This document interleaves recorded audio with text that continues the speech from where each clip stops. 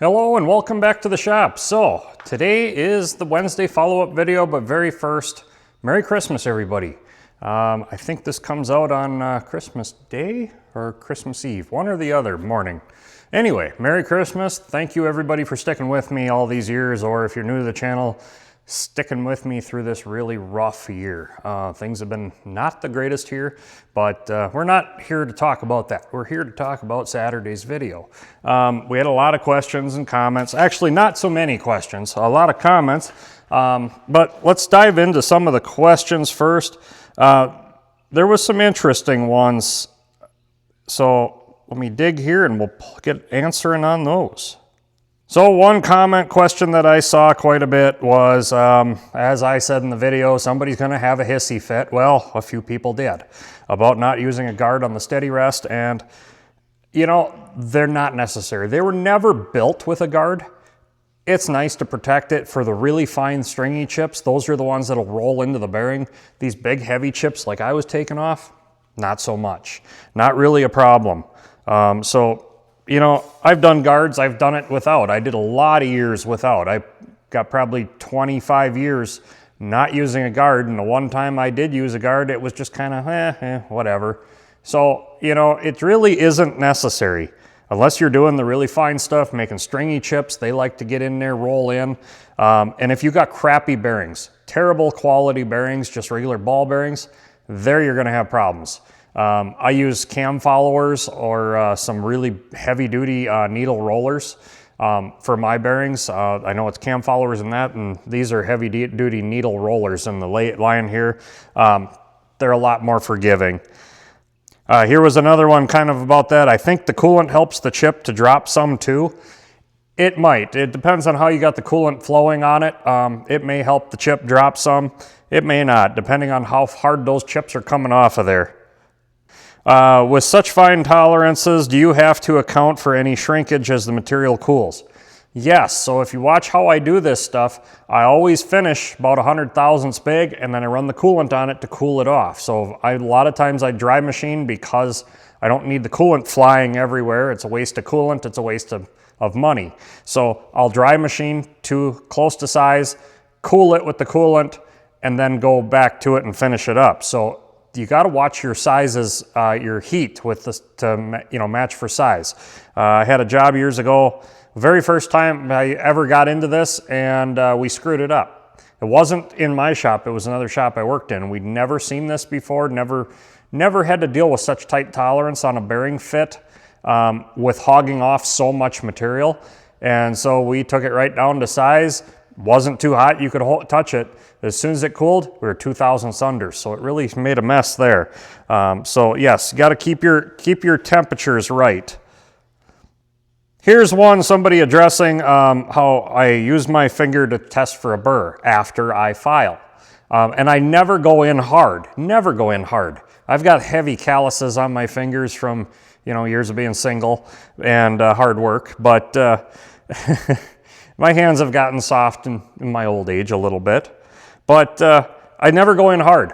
Light, bring it in slow and close. Never just jam it in there. You're going to rip your finger open for sure. I have never, not once, in almost 30 years of doing this, sliced my finger. Not once. Never drew blood testing for burrs that way. So whoever says that you'll slice your finger open, they just don't know how to do it. Here's one, since business is slow, is it getting hard for you to get material to do the jobs? Yes, very difficult. I had one of my vendors basically tell me the other day that there's not enough business up here to come here anymore. So that's the second one in the last couple of years that have told me that. So now if we want to, get material in, I got to work with other shops that are doing it, which there aren't any, or I got to travel to get it. So it's a bad deal. It's a bad deal all around, or a big enough order. So kind of sucks, but that's the way it is. So one of the most common comments on the video was about the song, the AI generated song. A lot of people hated it, a lot more loved it. And I'm going to be honest with you, I went back and looked because you can click on a user's name and see previous comments they've made. And several of the people that hated the AI song are also ones that suggested I learn a new trade in technology or get CNC or that kind of stuff. So kind of hypocritical, don't you think? I'm not going to be using the AI generated songs in all the videos. It's not going to happen frequently. I've only got a few that I made. And, you know, to the people who call it soulless, whatever, there's a lot of work, a lot of effort that went into that. A lot of the lyrics I wrote, a lot of it I put together, you know, a lot of redeveloping, changing, a lot of work into it. It's not as easy as you think. It isn't just punching a few keywords and hit go and it creates a perfect song. It creates garbage, absolute trash. And then you have to take clips and different things and change wording and screw around with it. It takes a lot of work. Just one of those songs was about 4 to 6 hours. You know, I do that when I can't sleep at night because I'm stressed out. So there's a lot to it, but I'm not going to use it in all the videos. I get it. People hate it, but they're hating it for the wrong reasons, I think. I think they're hating it because they don't understand it, because it's something new. And I hate technology, absolutely hate it. I don't like it. I don't want nothing to do with it. But I'm learning new skills. My new job is a lot of technology there. So, you know, we have to adapt and move on and learn these things or be left behind. I'm young enough, I need to learn new things. I need to keep going. I have another 20 some years ahead of me. I have to keep working to make up for the last 20 some years that I failed. So I'm trying to learn new skills, new things to continue on. That's why I did it. I was hoping it would enhance the videos, and it did for the most part. I think it really helped, but so many of you whined about it that it's not going to be in every video. So if you're one of the whiners, don't worry about it. It ain't going to be in all the videos. It'll be when I feel like putting one in or when I want to spend the time and do another one. Right now, I don't have time to write anymore. Like I said, it's a lot of work, a lot of work. You know, I have the skills, I have the ideas in my head to write these songs, but I don't have the skills to write the music, to play the music, to do all that. I just don't have it. So that is a tool that I can use to create that. But to each their own. I really don't care what you think. You know, it is my channel, and if you don't like it, that's too bad. You don't have to watch. You don't have to. You can skip over where the music is playing. Whatever. That's up to you, not me. So that's where that is. That's what we're going to move forward with on the AI songs. It's not going to be in every video, just when I feel like it, and that isn't going to be very often. So what's coming up? What's next for the channel? We got another video to basically finish out the year, and then we'll do a New Year's Eve special, kind of a recap of the year and to answer the questions of this Saturday's video. And then I don't know. I don't have anything. There hasn't been much for jobs, little bit of tinkering here and there, but nothing I've filmed. I just haven't been feeling it. I've been so busy with the new job and working and learning all that, I just haven't had time here in the shop to do anything. So I need to get back out here and do some cleaning. We had a break in the cold weather, so the heat pump is doing its job. I got it up to 58 in here right now. So a little nicer, so I can come out here and do a couple of things I needed to get done. And then it'll cool off again, and I'll just turn the heat back down to 38, 40 degrees. Enough to keep things from rusting, enough to keep things from freezing. So that's where we're at. But I do have something in the works, and I know everybody's going to be excited. I'm sure you all remember the big snowblower. I just brought it in yesterday, and got to go through it again, make sure things are ready to run, make sure there's no mice in the motor. The Wisconsin engines are notorious for that. And I got new battery cables, a new battery box to mount on there.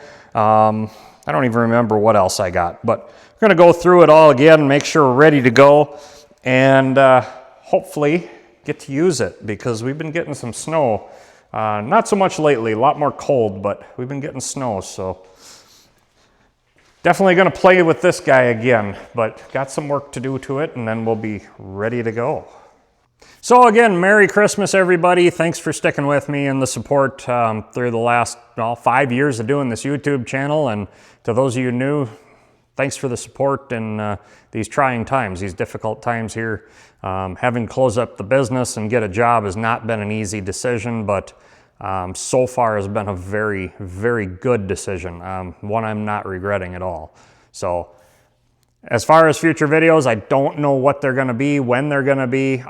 It's not going to be every week like we had planned, had things going before this, but as I get to them, we'll make a video.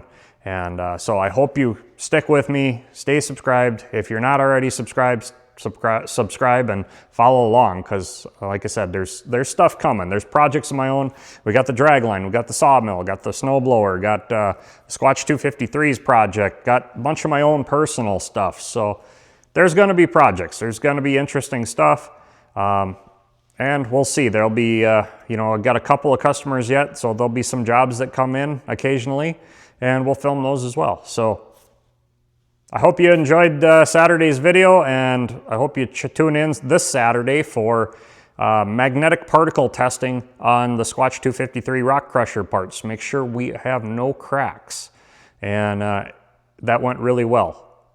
No cracks, surprisingly. But I'll show you how we do the magnetic particle testing, how I did it, what I learned in the past working in magnetic particle testing on railroad equipment. It was a common practice when you do truck rebuilds, to magnetic particle test the trucks. Magnetic particle and dye penetrant in some places. So stay tuned, check out Saturday's video, check out my older content, a lot of great stuff there. And don't forget to check out my online store. We still have products, the pin jaws. I got more coming here very soon, but you can pre-order if you haven't already for the 6-inch, 4-inch, and 8-inch are in stock, along with some honey. We are almost out of honey again because we did not get much this year. And but it's that really dark stuff, and we only get dark stuff on years we don't do very well. So I don't know what they get into exactly, but it's really good honey. So if you're interested, check that out. It is in stock. And with that, till next time, I'm just too dumb to quit. Too dumb to quit, too proud to cry, still grinding steel under a fading sky. The last machine shop in a frozen hell, just me and a dream I can't seem to sell. Too